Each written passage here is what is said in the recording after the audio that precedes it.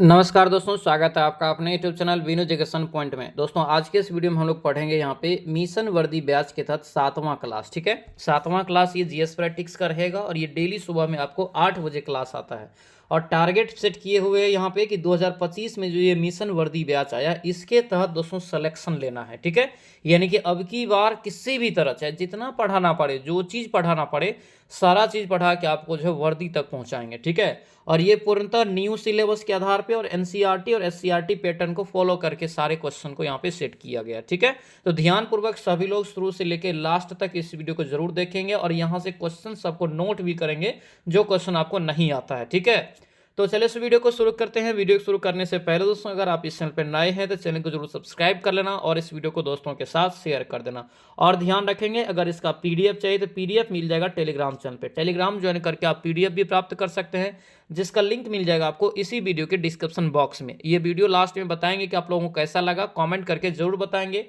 और लाइक सभी लोग जरूर कर देंगे। तो चलिए इस वीडियो को शुरू करते हैं। यहाँ पे पहला क्वेश्चन देखिए क्या पूछा जा रहा है कि हर्षवर्धन के शासनकाल के संबंध में जानकारी का स्रोत है कौन सा। ये 3 कथन आपको यहाँ पे दिया गया है, ये 3 में से बताना है कि हर्षवर्धन के शासनकाल के संबंध में जानकारी के स्रोत क्या है। यहाँ पे इसका जो राइट आंसर होगा यहाँ से सी हो जाएगा, यानी कि ये संस्कृत नाटक रत्नावली से आप प्राप्त कर सकते हैं और दूसरा एक शिलालेख है बासखेड़ा शिलालेख से आप प्राप्त कर सकते हैं। यानी कि 1 और 3 आपका बिल्कुल करेक्ट आंसर है, इसीलिए आंसर यहाँ से क्या हो जाएगा, सी आपका राइट आंसर हो जाएगा। अगला क्वेश्चन यहाँ पे क्या पूछ रहे करें यहाँ पे कि कौटिल्य ने अपनी पुस्तक अर्थशास्त्र में कानून के कितने स्रोतों का उल्लेख किया था। बहुत वीवीआई क्वेश्चन है, ध्यान रखना। अर्थशास्त्र में कानून, और पूछा भी जाता है कि अर्थशास्त्र जो है कौटिल्य का किस पर आधारित है, तो ये कानून पर आधारित एक पुस्तक है, ध्यान रखना इस चीज को। ठीक है, तो याद रखना इसमें जो कानून के कितने स्रोत को जो है इसमें उल्लेख किया गया है, तो ये हो जाएगा 4। कितना हो जाएगा, 4 हो जाएगा यहाँ से। ठीक है, ये ऑप्शन यहाँ से क्या हो जाएगा, तो ये ए आपका बिल्कुल राइट आंसर होगा। ये अर्थशास्त्र जो पुस्तक है कौटिल्य के द्वारा दोस्तों लिखा गया है, ऑप्शन नंबर ए आपका राइट आंसर होगा। कानून के 4 स्रोत का इसमें उल्लेख है। आगे बढ़ते हैं और कौटिल्य को ही हम लोग चाणक्य या विष्णुगुप्त भी बोलते हैं। आगे क्वेश्चन है कि निम्नलिखित में से किसकी शासन व्यवस्था गणतंत्रात्मक नहीं थी। यह ऑप्शन में बताना है कि कौन सी जो शासन व्यवस्था थी यहाँ पे जहां पे गणतंत्र नहीं था, गणतंत्रात्मक नहीं थी। इसका राइट आंसर यहां से क्या होगा, सी हो जाएगा, मगध राज यानी हो जाएगा मगध गणराज। ऑप्शन यहां से सी आपका बिल्कुल करेक्ट आंसर हो जाएगा, तो यहां से आप ध्यान रखेंगे। चलिए आगे यहाँ पे देखिए क्या पूछा जा रहा है। यहाँ पे दिया है कि भारतीय गुफा वास्तुकला के इतिहास के संदर्भ में निम्नलिखित कथन पर विचार कीजिए। यानी कि वास्तुकला के इतिहास के संबंध में आपको बताना है और कथन चुनना है कौन सा यहाँ पे सही है। सही कथन का आपको जो है चयन करना है, तो यहाँ पे ध्यान दीजिए। ये तीसरा कथन केवल आपका सही है दोस्तों। ठीक है, यानी कि एलोरा में जो है विभिन्न धर्मों के गुफाएं बनाया गया है, ये आपका बिल्कुल करेक्ट है यहाँ से। इसलिए आंसर यहाँ से क्या हो जाएगा, सी आपका राइट आंसर होगा। यानी कि केवल 3 कथन आपका बिल्कुल करेक्ट मैच करता है। आगे यहाँ पे देखेंगे क्या पूछा जा रहा है कि निम्नलिखित में से किसने जो है अखिल भारतीय दलित वर्ग महासंघ की स्थापना 1920 में की थी। 1920 में किया था, यानी कि अखिल भारतीय दलित यानी कि महासंघ की स्थापना किसके द्वारा किया गया, 1920 में इसका स्थापना होता है। तो ये हो जाएगा भीमराव अंबेडकर के द्वारा। ऑप्शन क्या होगा, सी आपका राइट आंसर होगा। ये आपका बहुत वीवीआई क्वेश्चन रहेगा, इसे आप अच्छे से याद रखेंगे। आगे पूछ रहा है शेरशाह निम्नलिखित में से किस राजवंश से संबंधित थे। शेरशाह का संबंध किस राजवंश से, शेरशाह का संबंध याद रखना जो है ये अफगानी से था। ऑप्शन क्या हो जाएगा, ए आपका राइट आंसर होगा। शेरशाह दोस्तों याद रखने, इसके बचपन का नाम फरीद खां था। आगे बढ़ते हैं क्या पूछ रहे हैं यहाँ पे कि भारतीय रंगमंच में यवनिका, इसी को बोलते हैं पर्दा का दोस्तों यहाँ पे शुभारंभ किसने किया था। यानी कि रंगमंच की जो शुरुआत होता है उसमें पर्दा प्रथा का शुरुआत किसने किया था, किसके द्वारा किया गया था, तो याद रखना यूनानियों के द्वारा किया गया था। किसके द्वारा, यूनानियों के द्वारा। इसलिए आंसर क्या होगा, सी आपका राइट आंसर होगा, सी याद रखेंगे। आगे यहाँ पे क्या पूछ रहा है, यहाँ पे दिया है कि कालिदास द्वारा रचित नाटक एक है दोस्तों जो है विक्रमोर्वशीयम, किसकी रचना यानी कि किसका वर्णन है इसमें जो है किसका वर्णन है ये पूछा जा रहा था। इसी में वर्णन है दोस्तों पुरुरवा और उर्वशी की प्रेम कथा का इसमें वर्णन है। ऑप्शन क्या हो जाएगा, ए आपका राइट आंसर होगा।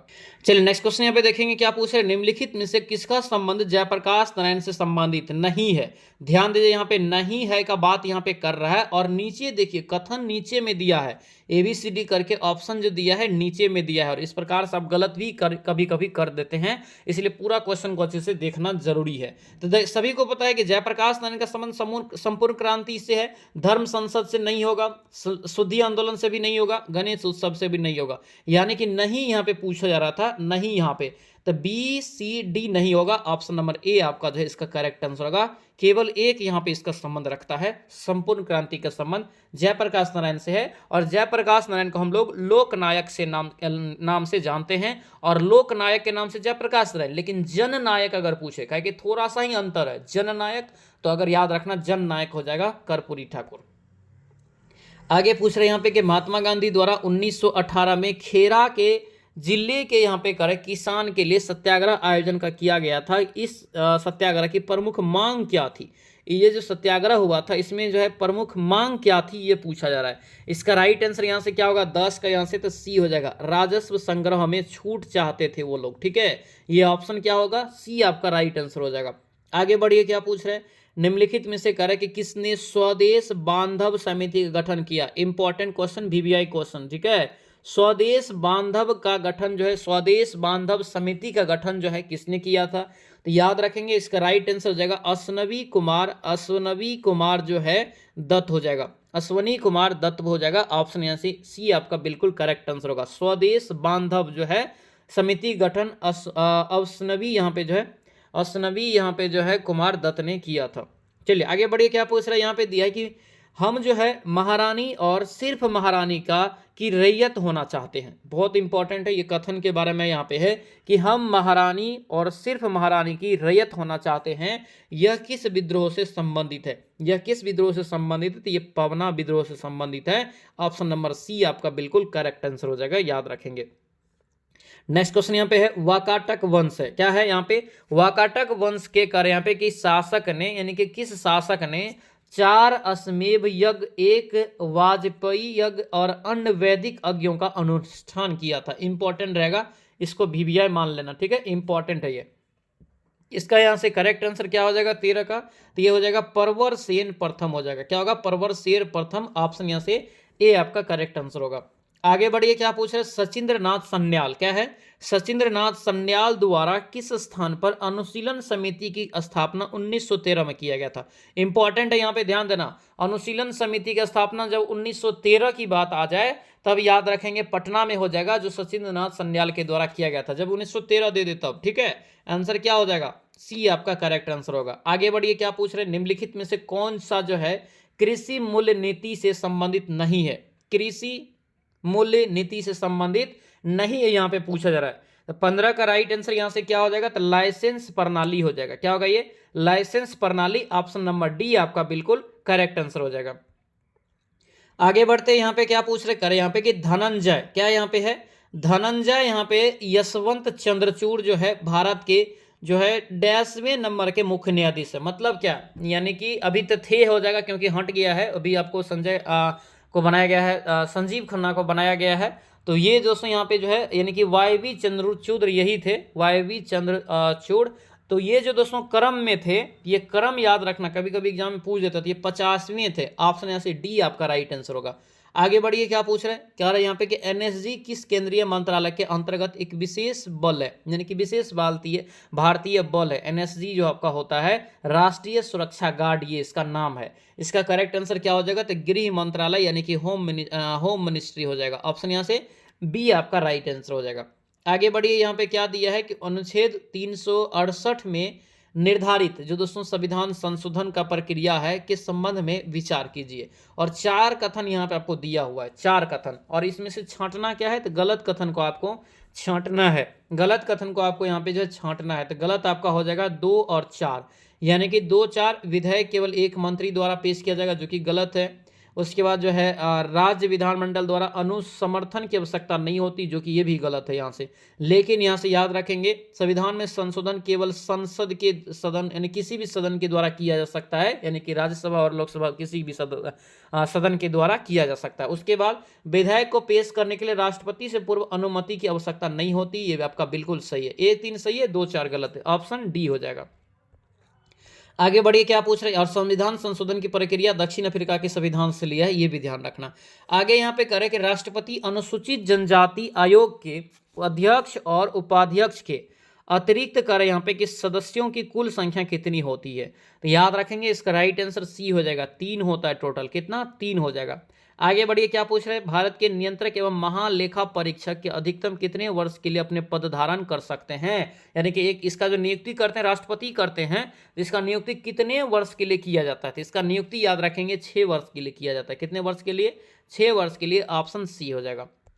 आगे बढ़िए, क्या पूछ रहे हैं, यहाँ पे निम्नलिखित में से कितनी रियासतें जो है 15 फरवरी 1948 को सौराष्ट्र संघ में मिलाई गई थी। सौराष्ट्र संघ में मिलाई जो गई थी दोस्तों 1948 में, ये कितने दोस्तों यहाँ पे रियासत को मिलाया गया था, ये भी इंपॉर्टेंट है, थोड़ा सा डीप क्वेश्चन हो गया, याद रखना ये 222 यानी कि ये 222 हो जाएगा, ऑप्शन नंबर सी आपका करेक्ट आंसर होता है। आगे यहाँ पे कह रहा है कि निम्नलिखित कथन पर विचार कीजिए, निम्नलिखित कथन पर विचार कीजिए और सही कथन का जो है आपको चयन करना है, सही कथन का चयन करना है। ठीक है, पहला कथन क्या कर रहा है, पृथ्वी की सबसे ऊपरी परत भूपर पट्टी है, जो सभी परतों में सबसे ऊपरी परत, सबसे जो है पतली परत है, बिल्कुल ये आपका क्या है, सही है। महाद्वीपीय परत समुद्री परत की तुलना में कम घनी होती है, क्योंकि समुद्री परत जो है बेसाल्टिक चट्टान से बनी होती है, ये भी आपके यहाँ से सही है। लेकिन सबसे भीतरी जो है आपको लोहे से बना होता है, ये आपका गलत है, यानी कि ये ऑप्शन ए हो जाएगा, यानी बी हो जाएगा। 1 और 2 आपका बिल्कुल करेक्ट आंसर होगा, ऑप्शन नंबर बी आपका राइट है। आगे बढ़िए, भारत में लिग्नाइट का सबसे बड़ा उत्पादक राज्य, लिग्नाइट क्या है, कोयला का एक प्रकार है जिसे भूरा कोयला के नाम से भी जानते हैं, इसे भूरा कोयला के नाम से भी जानते हैं, और इसका सबसे ज्यादा भंडार कहाँ पे है, तो ये तमिलनाडु राज्य में है। ऑप्शन क्या होगा, ये बी आपका राइट आंसर होगा, ये भी इंपॉर्टेंट है। कोयला में सबसे उच्च किस्म का जो कोयला होता है एंथ्रासाइड होता है, ध्यान रखना। आगे बढ़िए, क्या पूछ रहे हैं, यहाँ पे दिया है कि निम्नलिखित में से भारत का कौन सा राज्य जो है अपनी सीमा 3 देशों यानी कि नेपाल, भूटान, चीन को साझा करता है। कौन सा एक राज्य है जो अपना सीमा, एक राज्य भारतीय राज्य है जिसकी सीमा जो 3 देश से घिरा हुआ, और ये क्वेश्चन भी पूछा जाता है 3 देश से घिरा हुआ भारतीय राज्य कौन सा है, तो ये राज्य दोस्तों याद रखना सिक्किम है। क्या है ये, सिक्किम है। ठीक है, एक और से हो गया नेपाल, दूसरे ओर से भूटान, फिर चीन। ठीक है, ऑप्शन नंबर सी आपका राइट आंसर होगा, ये इंपॉर्टेंट है, ऑप्शन सी हो जाएगा। ठीक है, आगे बढ़िए, क्या पूछ रहे हैं, और 3 ओर से दोस्तों याद रखना ये घिरा हुआ है, 3 ओर से देश से घिरा हुआ, और एक ओर से भारतीय क्षेत्र है। आगे बढ़िए, क्या पूछ रहे हैं, माफिक यहाँ पे है, माफिक लावा के बारे में निम्नलिखित में से कौन सा विकल्प सही है। माफिक लावा के बारे में, माफिक लावा क्या होता है, तो ये दोस्तों जो होता है 45 से 52% तक जो है इसमें सिलिका होता है। ऑप्शन क्या होगा, डी हो जाएगा। आगे यहाँ पे क्या पूछ रहे हैं, स्थिर धारा वाली परिनालिका का उपयोग किस रूप में किया जा सकता है। स्थिर धारा वाली परिनालिका का उपयोग जो दोस्तों किया जा सकता है, किस रूप में किया जा सकता है, तो इसका राइट आंसर यहाँ से हो जाएगा निरंतर चुंबकीय क्षेत्र, यानी कि हो जाएगा। ठीक है, ये ऑप्शन याद रखेंगे, सी आपका जो है बिल्कुल करेक्ट आंसर हो जाएगा। आगे बढ़िए, यहाँ पे क्या पूछ रहे हैं कि निम्न में से क्या तरंग की विशेषता नहीं है।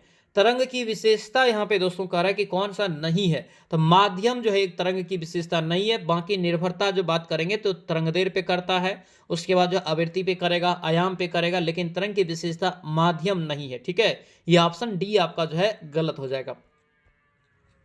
चलिए आगे बढ़ते हैं, क्या पूछ रहे करें कि किसके मापन हेतु स्टेलाग्मो, क्या यहाँ पे स्टेलाग्मो जो है मीटर का प्रयोग किया जाता है, तो इसका जो राइट आंसर होगा ये सरफेस टेंशन मापने के लिए, ऑप्शन बी हो जाएगा, पृष्ठ तनाव मापने के लिए।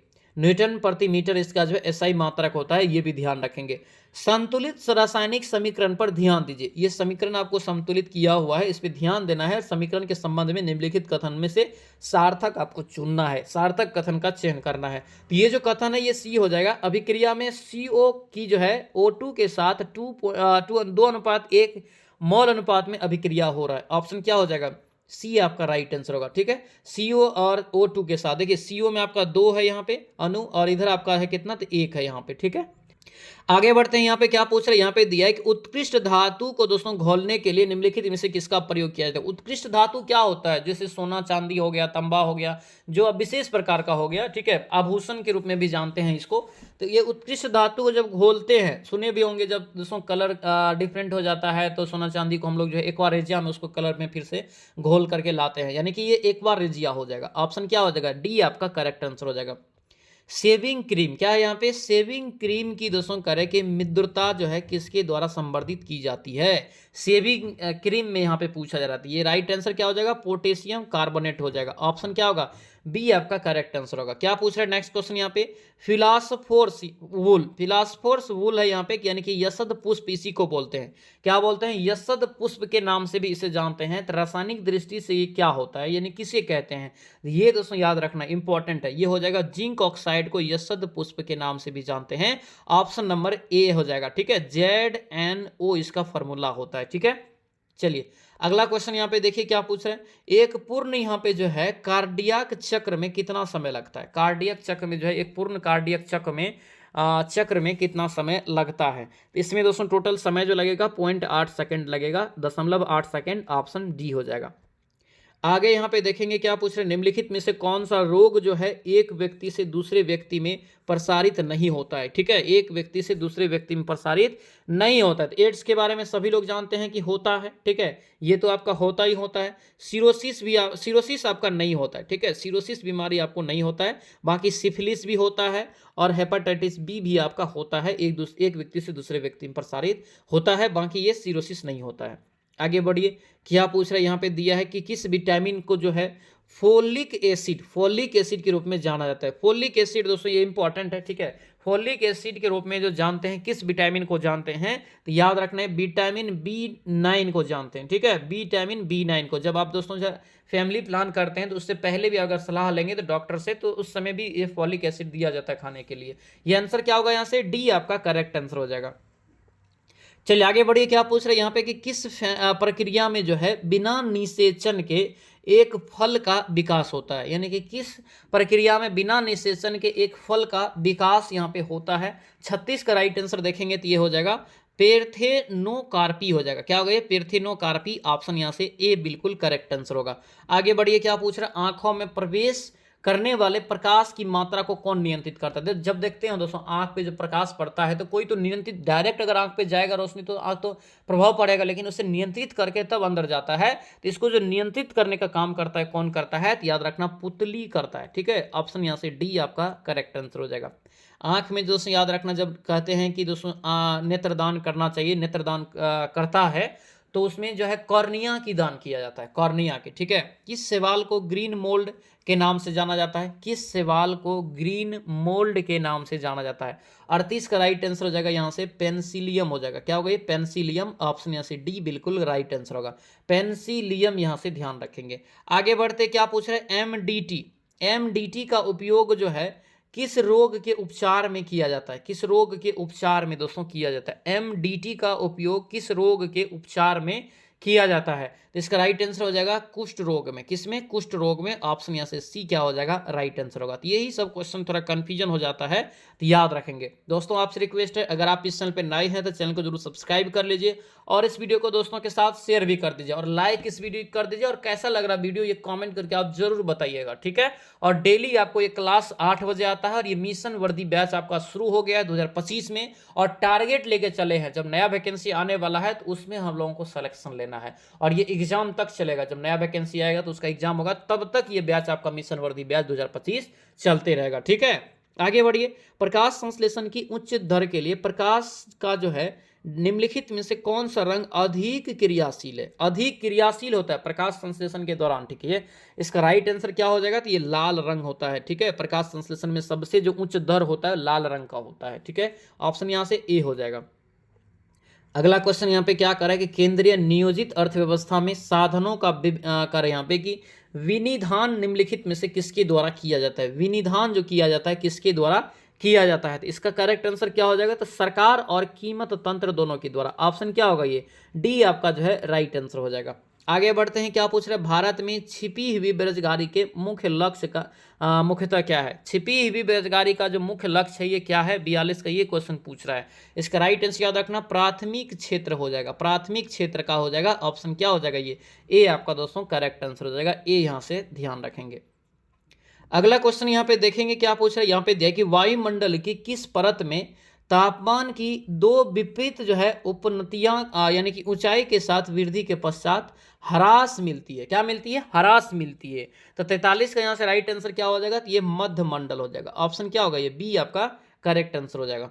आगे बढ़ते हैं, यहाँ पे क्या पूछ रहा है, अमृतसर, क्या यहाँ पे है, अमृतसर एवं शिमला लगभग एक ही अक्षांश पर स्थित है, परंतु उनकी जलवायु में भिन्नता का कारण क्या है, उनकी जलवायु में भिन्नता का जो है कारण क्या है ये पूछ रहा है। तो याद रखना उनकी ऊंचाई में भिन्नता यही कारण है, ये ऑप्शन यहाँ से क्या हो जाएगा, ए आपका राइट आंसर हो जाएगा। ठीक है, ये ऑप्शन यहाँ से ए आपका जो है करेक्ट आंसर हो जाएगा। आगे बढ़ते हैं, यहाँ पे क्या पूछा है, संवादिनी, संवादिनी का संबंध निम्नलिखित में से किस आंदोलन से है, संवादिनी का संबंध जो है किस आंदोलन से ये पूछा जा रहा था। इसका राइट आंसर बताइए, 45 का क्या हो जाएगा, तो 45 का याद रखना दलित नारीवाद साहित्य आंदोलन, यहां से इसका करेक्ट आंसर होगा, ये ऑप्शन सी हो जाएगा। संवादिनी है, संवादिनी का संबंध किससे है, तो दलित नारीवाद साहित्य आंदोलन से, ऑप्शन सी हो जाएगा। चलिए अब यहाँ पे दोस्तों एक जो है नीति है इसका शुरुआत, और यही क्वेश्चन सब इंपॉर्टेंट होता है एग्जाम में, जब डायरेक्ट क्वेश्चन पूछेगा तो ये सब इसी में कंफ्यूजन हो जाता है, तो इस टाइप के क्वेश्चन को आप लिख ही जरूर रखेंगे और याद करेंगे। भारत में राष्ट्रीय मानसिक स्वास्थ्य नीति की शुरुआत कब हुआ, राष्ट्रीय मानसिक मतलब मस्तिष्क, मानसिक स्वास्थ्य जो है आपको नीति की शुरुआत कब हुआ था। इसका राइट आंसर क्या हो जाएगा यहाँ से, तो याद रखना ये 1982 में मानसिक स्वास्थ्य नीति की जो है शुरुआत 1982 में हुआ था, ऑप्शन ए हो जाएगा। आगे बढ़ते हैं, विश्व में सिरोई है, यहाँ पे सिरोई लिली फूल केवल भारत के किस राज्य में पाया जाता है, सिरोई लिली फूल भी एक भारत में पाया जाता है, केवल मात्र एक राज्य में पाया जाता है, तो वो राज्य कौन सा है, तो ये राज्य दोस्तों याद रखना है मणिपुर है। ठीक है, ये मणिपुर है, ऑप्शन यहाँ से ए हो जाएगा। मणिपुर भी एक 7 सिस्टर वाला राज्य है पूर्वोत्तर का। ठीक है, आगे बढ़ते हैं, क्या पूछ रहा है, दिया यहाँ पे कि 1 रुपया के प्रीमियम पर जो है भारतीय रेल मंत्रालय यात्रियों को कितनी राशि बीमा कवर करवाती है। 1 रुपया का अगर प्रीमियम है तो भारतीय रेल मंत्रालय यात्रियों को कितनी राशि का बीमा कवर करवाती है, तो ये क्वेश्चन इंपॉर्टेंट है, थोड़ा ध्यान रखेंगे। ठीक है, ये 10 लाख टोटल हो जाएगा, कितना, 10 लाख का बीमा दोस्तों कवर करती है, कर देता है। ऑप्शन क्या होगा यहाँ से, बी आपका करेक्ट आंसर हो जाएगा। बेसबॉल सुने होंगे नाम, बेसबॉल का संबंध जो है किससे है, बेसबॉल खेल का संबंध किससे है, बेसबॉल खेल का संबंध याद रखना क्रिकेट से है। ठीक है, बेसबॉल संबंध जो है आपका क्रिकेट से हो जाएगा, ऑप्शन यहाँ से बी राइट आंसर हो जाएगा। आगे यहाँ पे पूछा जा रहा है यहाँ पे कि कार्बन डेटिंग व्यवस्था का सर्वप्रथम विचार किस समझौते में किया गया था। कार्बन डेटिंग का जो विचार किया गया था ये समझौते, किस समझौते में किया गया था इसका विचार, तो इसका राइट आंसर हो जाएगा क्योटो प्रोटोकॉल। क्या होगा ये, क्योटो प्रोटोकॉल जो जापान में हुआ था। ऑप्शन यहाँ से क्या हो जाएगा, तो ये आपका सी बिल्कुल करेक्ट आंसर हो जाएगा, सी यहाँ से याद रखेंगे। तो ये था दोस्तों आप लोगों का मिशन वर्दी बैच का जो है क्लास नंबर ये 7 था। ठीक है, क्लास नंबर 7 था। इससे पहले आप लोगों को 1 से लेकर 6 तक क्लास करवा दिए हैं, जो नहीं देखे हैं अलग प्लेलिस्ट बना दिए हैं, जाके आप रिवीजन शुरू कर दीजिए और प्रारंभ कर दीजिए तैयारी। अभी से तैयारी करेंगे तब जाके होगा, ये नहीं कि वैकेंसी आएगा तब शुरुआत करेंगे, अभी से शुरुआत कर दीजिए। नोट्स बनाइए, एक मोटा सा कॉपी लीजिए, उसमें लिखिए सारे क्वेश्चन को, याद कीजिए। जीएस इसमें जितना मजबूत होगा उतनी अच्छा, यानी कि उतना अच्छा आपका चांस रहेगा रिजल्ट होने का। ठीक है, और हम आपके साथ हैं हमेशा, डेली आपको एक क्लास 8 बजे सुबह में आता है। तो सभी लोग को दोस्तों बहुत बहुत धन्यवाद, और सभी लोग इस चैनल को सब्सक्राइब कर लीजिएगा, लाइक कर दीजिएगा और शेयर कर दीजिएगा, और कैसा लगा वीडियो कमेंट करके जरूर बताइएगा। तो मिलेंगे अब दोस्तों नेक्स्ट वीडियो में, नेक्स्ट क्लास में, तब तक के लिए जय हिंद।